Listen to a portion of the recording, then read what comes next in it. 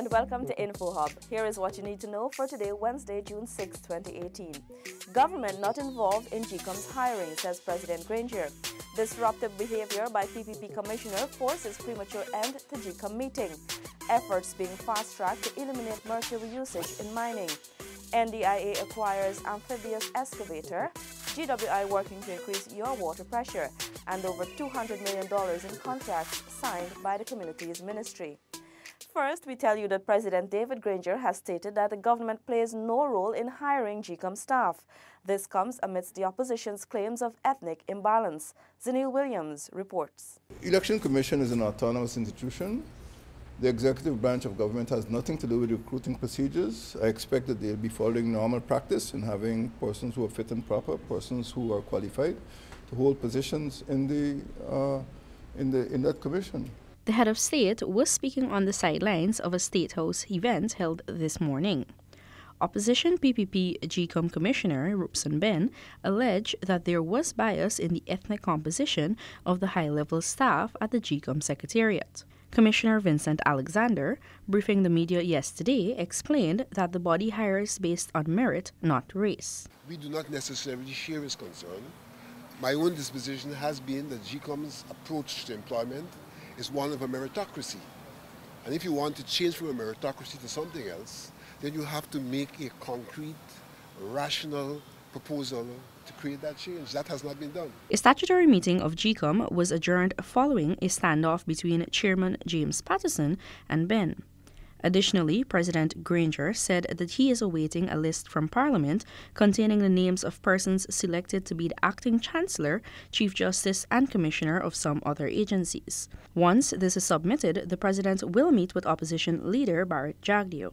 The appointment of the Chairman of the Public Service Commission and some other commissions, and when Parliament gives me those names, I'll put all of those on the agenda for the meeting. I am required by the Constitution to do certain things, and I have obeyed the Constitution in every regard. Zanil Williams for Info Hub. Minister of Finance Winston Jordan has explained that only Guyana's parliament can approve government spending of anticipated oil revenue. Here is Tiffany Rodius. Critics and letter writers have erroneously suggested that the Sovereign Wealth Fund will somehow be used to divert or allocate monies for politically directed projects. But Finance Minister Jordan, in an invited comment, said this was certainly not the case. The minister said, quote, "All the monies go to the SWF. Withdrawals from the fund will be in accordance with fiscal rules that will be embedded in the legislation and approved by Parliament. The amount to be withdrawn is then placed in the consolidated fund and appropriated in accordance with existing accounting rules." End quote. Minister Jordan explained that the S in the SWF will be equated to saving. The path that oil money will take is quite simple. Once Guyana receives revenue from the sale of its share of profit oil, the money would be placed directly into the SWF. Making sure Guyana gets its full share is one of the roles of the newly formed independent watchdog, Guyana Extractive Industries Transparency Initiative, which reconciles revenue flows paid by companies with those received by the government. Once in the SWF, withdrawals would be authorized by the Parliament after considering the balance between preserving the wealth for future generations and the need for investment. The amount withdrawn after approval by Parliament is then sent to the Consolidated Fund. At this point, the normal procedure takes over. The Minister of Finance prepares an annual budget which can only be approved by the majority of the National Assembly. For Info Hub, Tiffany Rogers. A GCOM statutory meeting was yesterday abruptly adjourned following an impasse resulting from a verbal confrontation between Chairman Justice Retired James Patterson and PPP Commissioner Robson Ben. Stacey Carmichael has the details. GCOM Commissioner Vincent Alexander on Tuesday afternoon updated the media on what led to the statutory meeting's abrupt adjournment, where matters related to the upcoming local government elections were being discussed. The chairman raised the issue of the presentation of Commissioner Ben at a Red House forum, where he intimated that 90% of GCOM staff was African Guyanese. The chairman challenged his statistics. He could not provide evidential information in relation to statistics, but maintained that there was a problem with the ethnic imbalance at GCOM. And this is a matter that he's been raising from time to time.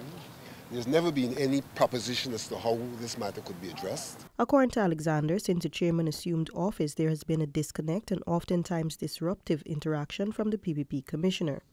Alexander said the claim of ethnic imbalance is unsubstantiated and was taken into the public domain without GCOM having the opportunity of a proposition on the matter. I posed the question, does GCOM in its recruitment ask people their ethnicity?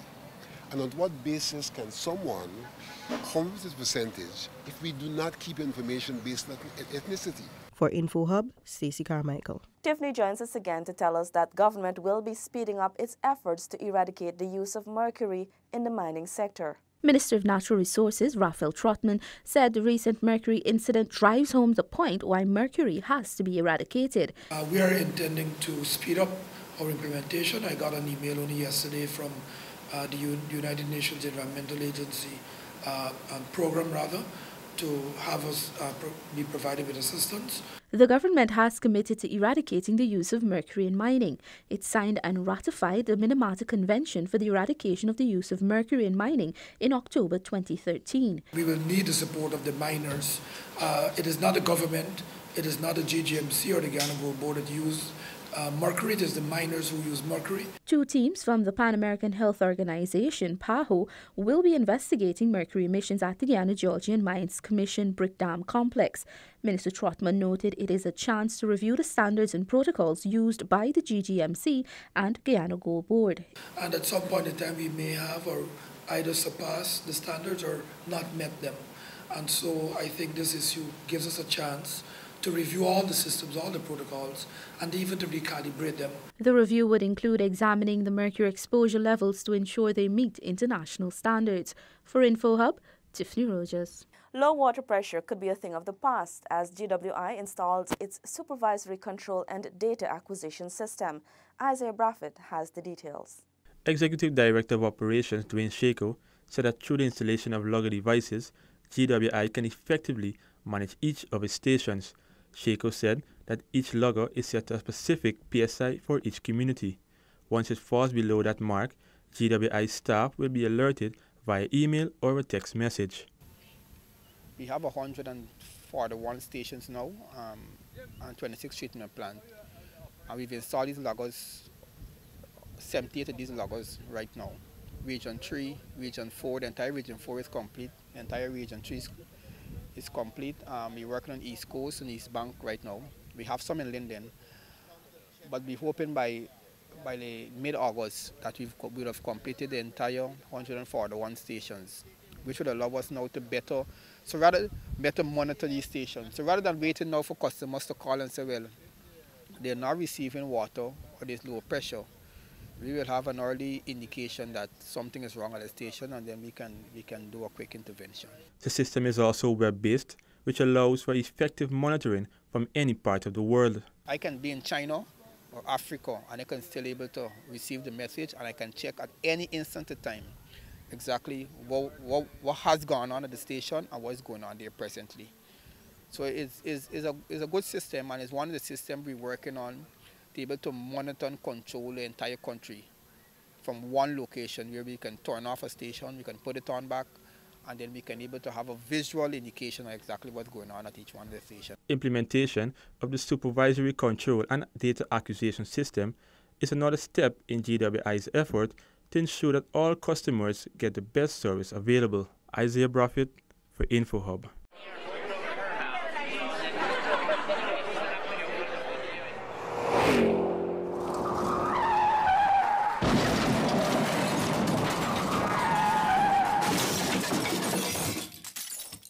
Thanks for staying with us. Over 5,000 residents in various regions across Guyana are set to benefit from improved education and health services following the signing of several contracts. Renetta Lafleur has the details.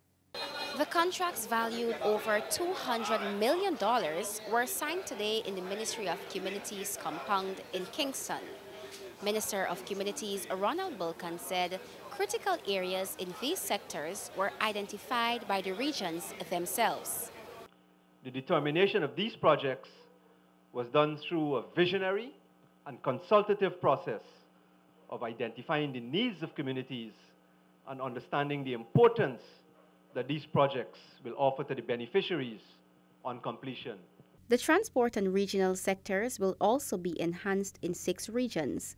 Finance Secretary Dr. Hector Butts emphasized to contractors the need to execute satisfactory projects. I trust that as we move towards completing these contracts, the work which would have been done on the basis of high quality. It will stand the test, it meets the specs, and it is not, as work I've been seeing going on, by the time it's completed, we're thinking about asking the Ministry of Finance once again for more funds to do some supplementary brace-up. A total of 9 contracts were signed with various contractors who will be assessed and monitored. From the Ministry of Communities in Kingston with videographer Kareem Peters, Renetta LaFleur for InfoHub.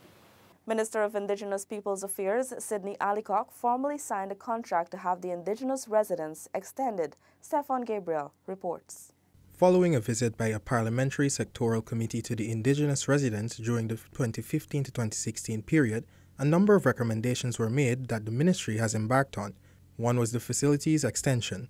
Today we have the signing for the contract of the extension of the residence to the tune of $27,190,251. And I am really pleased that we could have this signing today. It is expected that within 4 months from now on, we will have more space, as we have already begun to see in this facility.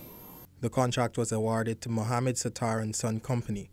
Construction will start on June 13th and is expected to be completed in October.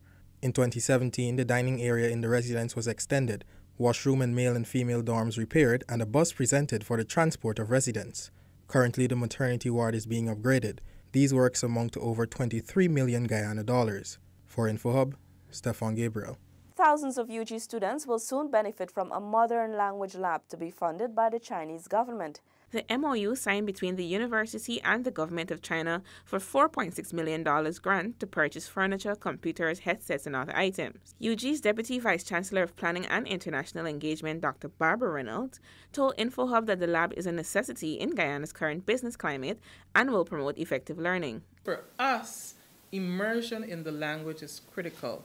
And right next to immersion is having a fully functional language lab so that students can go there in a space, they can log on to television programs and film and music and videos, and they can also access newspapers and journals in the language. Reynolds also noted that while French, Spanish, and Portuguese are currently being offered at the university, they are looking to introduce Mandarin and Dutch in the near future. So we're looking to, in the first instance, reanimate the languages that the university has always offered, French and Spanish, and to a lesser extent, Portuguese. We were also looking to make sure that we fully develop Portuguese, Mandarin, and start Dutch. We had a visit from the registrar of CXC a couple of weeks ago, and when I posed the question to him, he said yes. Very shortly, CXC will be examining Dutch, which is great. So that's a plus side for us. We want to also be ready so that we are able to provide teachers to the secondary school system who are fluent in those languages. From the University of Guyana Turkine campus with videographer Shane Clement, Leticia Isaacs for InfoHub. And that's our final report. Thank you for joining us. Goodbye.